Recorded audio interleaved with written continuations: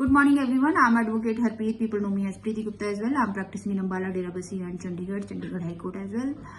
तो आज जो मेरा टॉपिक है वो साइबर क्राइम को लेके है। साइबर क्राइम क्या होता है? Criminal activities carried out using digital devices और इंटरनेट। जो ऐसी एक्टिविटीज हैं जो क्राइम करने के लिए की जाती हैं उसको आप साइबर क्राइम को बोल सकते हैं। और साइबर क्राइम में जो है क्या क्या इन्वॉल्व हो सकता है? साइबर क्राइम में फाइनेंशियल फ्रॉड हो सकता है, साइबर क्राइम में आइडेंटिटी थेफ्ट हो सकती है।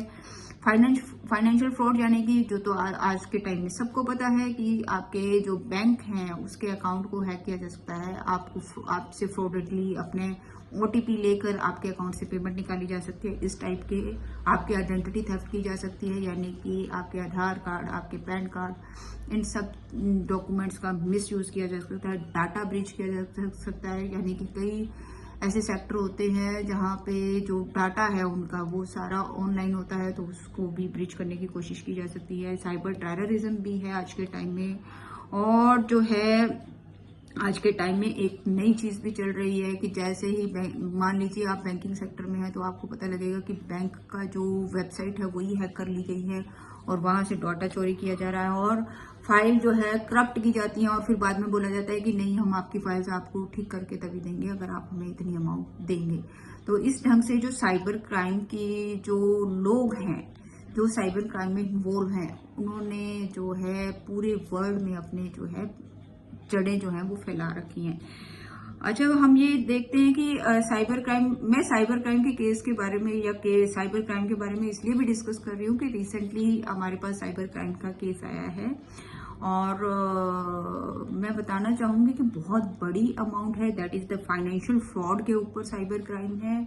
बहुत बड़ी अमाउंट है और काफी एक्यूज्ड हैं इसमें। आई थिंक 9 to 10 एक्यूज्ड हैं और एडवोकेट्स भी बहुत सारे हैं।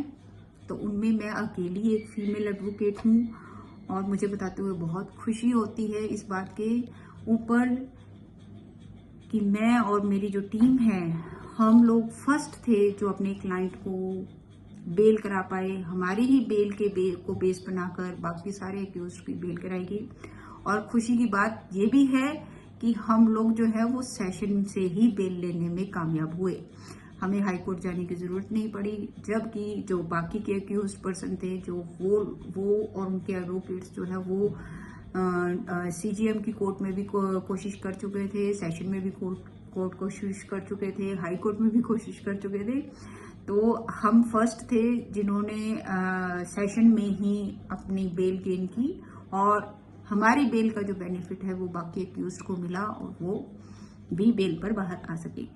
तो बीइंग अ फीमेल मुझे काफी प्राउड फील होता है क्योंकि I am the only single advocate कि बाकी सब मेल एडवोकेट्स हैं और मैं सिंगल हूँ।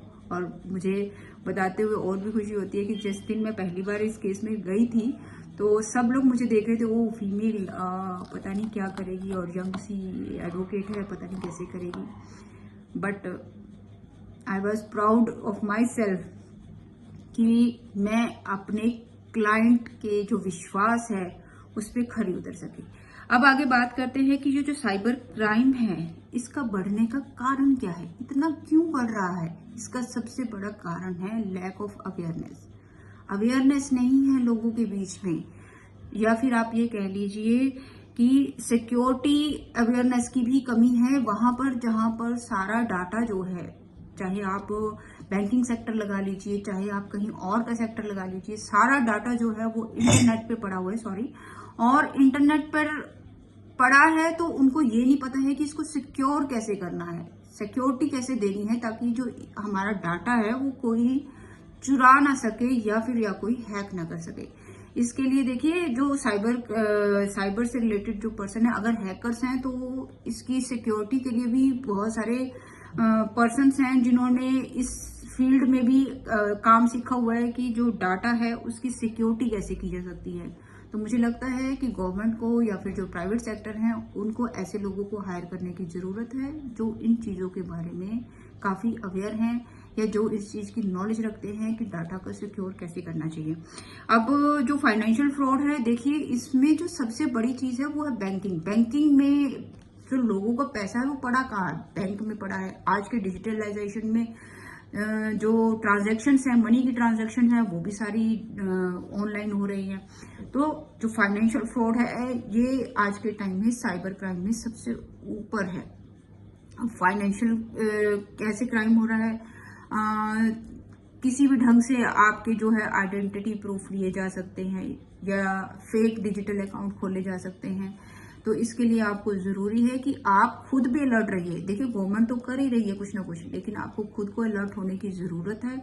और अलर्ट होने में आपको क्या करना है? देखिए, अलर्ट होने में क्या करना है कि आप कभी भी किसी को अपना ओटीपी शेयर ना करें, आप अपने बैंक की डिटेल्स मत दीजिए, आप अपने पर्टिकुलर बैंक को बताइए मत कि मेरे इस बैंक में ये वाला अकाउंट है। और अगर आप अपने आईडी प्रूफ्स को देते हैं किसी को, तो वो भी बड़ी सावधानी से दीजिए, पूरे निश्चित होकर कि जो ये पर्सन है, ये मेरे डॉक्यूमेंट्स का क्या यूज कर रहा है। और अच्छा होगा कि आप अगर उसको सेल्फ अटेस्टेड करके दें, विदाउट सेल्फ अटेस्टेड ना दें। तो इन चीज़ों का आप ध्यान रखिए। ध्यान रखते हुए ही आप थोड़े से जो है साइबर क्राइम या ये कह लीजिए कि फाइनेंशियल फ्रॉड से बच सकते हैं। खुद अवेयर होने की ज़रूरत है। जब भी कोई आपसे ओटीपी मांगता है या आपके बैंक की डिटेल्स मांगता है या ऑनलाइन भी आपको बोलता है कि आप अपने बैंक की डिटेल दे दीजिए, आप अपने डॉक्यूमेंट्स हमें भेज दीजिए, आप ऐसे कर दीजिए, आपको 100 एक्सक्यूजेस देता है, तो पहले आप 50 बार सोचिए, फिर अपनी डिटेल बैंक की या अपनी पर्सनल डिटेल्स जो है, अपनी आईडी प्रूफ जो है, किसी को दीजिए। Thank you so much.